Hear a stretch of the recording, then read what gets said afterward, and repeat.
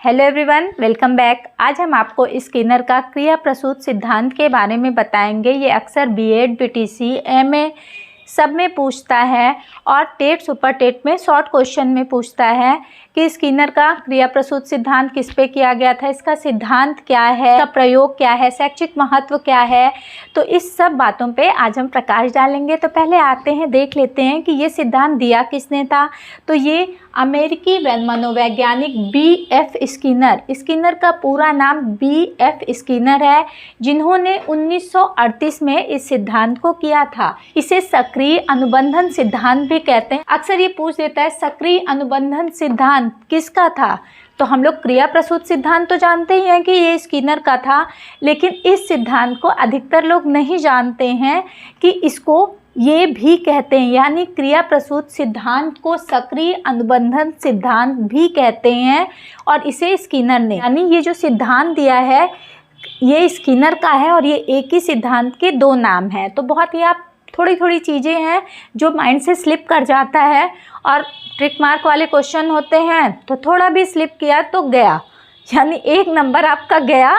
तो इस चीज़ पे आप फोकस करिए, छोटी छोटी चीज़ों पे आप ध्यान दीजिए। ये सिद्धांत स्किनर ने चूहे और कबूतरों पे किया था और ये निष्कर्ष निकाला था कि प्राणियों में 2 प्रकार के व्यवहार पाए जाते हैं। पहला है अनुक्रिया, यानी इसका संबंध वो उत्तेजना से किए थे, अनुक्रिया का संबंध। दूसरा है क्रिया प्रसूत, इसका संबंध किसी ज्ञात उद्दीपक से नहीं होता है, यानी जो पहले से ज्ञात उद्दीपक है उससे इसका संबंध नहीं होता है क्रिया प्रसूत। उन्होंने इस पे 2 निकाला था, पहला अनुक्रिया, दूसरा आपका क्रिया प्रसूत। ले लेते हैं प्रयोग। पहला प्रयोग चूहों पे किया था। चूहों पे बहुत छोटा सा प्रयोग लिखे हैं, प्रयोग आपके ऊपर है। अगर लॉन्ग क्वेश्चन पूछता है तो आप इस प्रयोग को बड़ा भी कर सकते हैं, शॉर्ट पूछता है तो ये छोटा सा लिख देते हैं। चूहे पे किया था, भूखे चूहे को एक बॉक्स में बंद कर दिया और लीवर दबाने से वो बॉक्स खुलता था और सामने प्याले में खाना रहता था, चूहा खा लेता था। तो ये प्रयोग उन्होंने किया। चूहा घूमता था, उसे क्या पता कि लीवर कहाँ है। एकाएक घूमते घूमते लीवर पे पैर पड़ता और खट की आवाज़ आती, दरवाज़ा खुलता और सामने प्याले में भोजन मिलता। तो इससे निष्कर्ष ये निकाला गया कि यदि किसी क्रिया के बाद कोई बल प्रदान करने वाला उद्दीपक मिलता है तो उस क्रिया की शक्ति में वृद्धि हो जाती है। तो यहाँ क्रिया क्या है? भूख लगना। बल क्या है? बल, भोजन मिला उसको, वो बल मिला तो उस क्रिया की शक्ति में वृद्धि हुई, यानी वो दोबारा फिर भूखा होगा तो उसको पूरी शक्ति से उस कार्य को करेगा, यानी वो उस पूरे जो बॉक्स है उस बॉक्स में घूमेगा जल्दी जल्दी, ताकि उसे वो जो बटन है, जो लीवर है, वो उसे मिल सके। उसे नहीं पता वो लीवर कहाँ है, उसे ये भी नहीं पता कि वो दबाने से ही खुलता है, बस वो खट की आवाज़ से उसको ये पता होता है कि ये खुलेगा। तो वो एक बल मिलना चाहिए किसी भी कार्य को करने को। तो पहला प्रयोग उन्होंने चूहे पे किया, दूसरा प्रयोग उन्होंने कबूतर पे किया। कबूतर को भी एक पिंजड़े में बंद किया और वो दाहिनी तरफ कबूतर घूमता था और एक निश्चित स्थान पे चोंच मारने पे उसे एक दाना मिलता था। जैसे ये नॉर्मल कबूतर हुआ और ये दाहिनी तरफ यूं ऐसे करके घूमा और एक निश्चित स्थान पे वो चोंच मारेगा और वहाँ उसे एक दाना मिलेगा। इस दाने द्वारा कबूतर को अपने सही व्यवहार की पुनरावृत्ति करने के लिए पुनर्बलन प्राप्त हुआ, यानी वो जो कार्य कर रहा है उसके लिए वो दोबारा वो कार्य करे, उसके लिए पुनर्बल प्राप्त हो रहा है। वो क्या चीज़ है? खाना। क्या था वो? भूखा था। भूखे को क्या चाहिए? सबसे पहला मस्ट है, उसे खाना चाहिए। खाने के लिए पुनर्बलन, यानी वो फिर से उस कार्य को करने के लिए उसे उत्तेजित कर रहा है। फिर से वो भूखे उसमें गया, दाहिनी तरफ घूमा और एक निश्चित स्थान पे वो चोंच। अब उसे वो नहीं पता है जो यहाँ है, अब उसे ये नहीं पता यहाँ कहाँ उसे चोंच मारनी है कि उसे दाना मिले, लेकिन वो पुनरावृत्ति यानी बार बार करेगा तो उसे पता हो जाता है कि यहीं चोंच मारेंगे तो खाना मिलेगा। ये है स्किनर के 2 प्रयोग, जो कि पहला प्रयोग उन्होंने चूहा पे किया और दूसरा प्रयोग उन्होंने कबूतर पे किया। अब आइए देख लेते हैं स्किनर का जो ये प्रयोग है उसका शिक्षा में क्या महत्व है। कोई भी मनोवैज्ञानिक कोई भी प्रयोग करता है तो वो प्रयोग मनुष्यों पे पहले नहीं करता है, जानवरों पे करता है, फिर उसके बाद उसका प्रयोग मनुष्यों पे होता है। और वो प्रयोग इसलिए होता है कि शिक्षा में इस प्रयोग का क्या यूज है, वो स्पेशली ये प्रयोग किया ही इसीलिए जाता है कि शिक्षा में इसका उपयोग देखा जा सके और बालकों को और अच्छे से सीखने के लिए किन किन विधियों का यूज करें, इसके लिए ये सब प्रयोग होते हैं। तो आइए देख लेते हैं स्किनर का शैक्षिक महत्व क्या है। पॉइंट में है, पहला है शिक्षण के दौरान छात्रों को पुनर्बलन के आधार पर अधिगम के अच्छे अवसर प्रदान किए जा सकते हैं। पुनर्बलन मीन्स उसे किसी भी कार्य को करने के लिए कोई बल मिलता है, तभी वो दोबारा उस कार्य को करना चाहता है।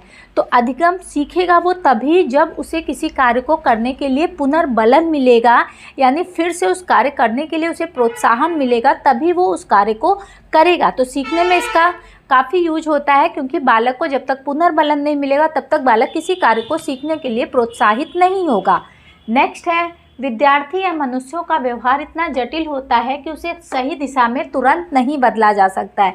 किसी भी व्यक्ति को कोई भी चीज़ सिखाना हो, अच्छी चीज़ सिखानी हो, तो वो तुरंत आप चाहेंगे कि तुरंत सिखा दें, तो ये पॉसिबल नहीं है। उसे कुछ टाइम लगता है उस सही चीज़ को सीखने के लिए।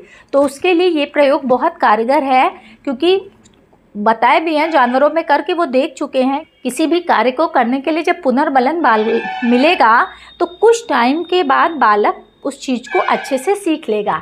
नेक्स्ट पॉइंट है, इसके द्वारा स्थायी व सुदृढ़ अधिगम किया जाता है। यानी इस प्रयोग का यूज जब किया जाता है तो बालक जो भी ज्ञान हासिल करता है, जो भी वो सीखता है, वो स्थायी और सुदृढ़ होता है। ऐसा नहीं कि अभी सीखा फिर भूल जाएगा, वो लंबे टाइम तक उसके दिमाग में फीड हो जाता है। तो इसका सबसे प्लस पॉइंट तो यही है कि बालक जो सीखता है वो स्थायी रहता है। नेक्स्ट पॉइंट है, यह सिद्धांत सफलता को बहुत महत्व देता है। यानी जब तक बालक सफल नहीं हो रहा है तब तक ये सिद्धांत को पूर्ण नहीं माना जाता है, इसीलिए इसे सफलता पे ज़्यादा, जैसे प्रयोग में दिखाया ना कि उसे भोजन मिलना उसकी सफलता है, इसीलिए वो बार बार वो चीज़ें कर रहा है। इसी तरह बालक जब बार बार चीज़ें करेगा और जब वो सफल हो जाएगा तो उसे माना जाएगा कि ये क्रिया प्रसूत सिद्धांत सफल हुआ है, क्योंकि बालक सफल हो रहा है सीखने में। तो इसके लिए उसकी सफलता मोस्ट इम्पॉर्टेंट है इस सिद्धांत में। नेक्स्ट है, मनुष्य उन्हीं कार्यों को अपने व्यवहार में लाता है जिसके लिए उसे प्रोत्साहन दिया जाता है। अक्सर आप देखते होंगे कि बच्चों को प्रोत्साहित किया जाता है किसी भी कार्य को। अगर वो सही कार्य कर रहा है तो उसे प्रोत्साहन मिलता है, तो वो दोबारा उस कार्य को करने के लिए पूरी जोश से जुट जाता है।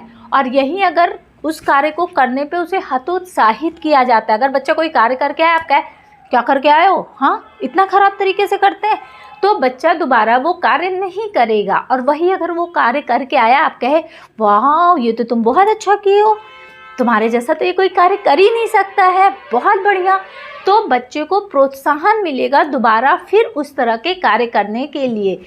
तो ये एक तरह से प्रोत्साहन का कार्य इस प्रयोग में होता है। नेक्स्ट है, स्किनर इस सिद्धांत में मानसिक रूप से अस्वस्थ बालकों को भी शिक्षित, उनके हिसाब से जो मानसिक रूप से अस्वस्थ बालक है उनको भी शिक्षा दिया जा सकता है। क्यों? क्योंकि उन्हें प्रोत्साहन दिया जाएगा, बार बार करने के लिए प्रेरित किया जाएगा, पुनर्बलन मिलेगा, तो मानसिक रूप से अस्वस्थ बालक भी धीरे धीरे अधिगम की तरफ मुड़ जाएगा। तो ये स्किनर का क्रिया प्रसूत सिद्धांत था, प्रयोग बता चुके हैं, शिक्षा में इसका महत्व बता दिए हैं। तो आई होप आपको ये आज की वीडियो पसंद आई होगी। अगर ये वीडियो पसंद आई है तो प्लीज़ इस वीडियो को लाइक, चैनल को सब्सक्राइब, इस वीडियो को ज़्यादा से ज़्यादा अपने फ्रेंड सर्कल में शेयर कीजिएगा। तो चलिए अब अपने नेक्स्ट वीडियो में मिलते हैं, तब तक के लिए गुड बाय।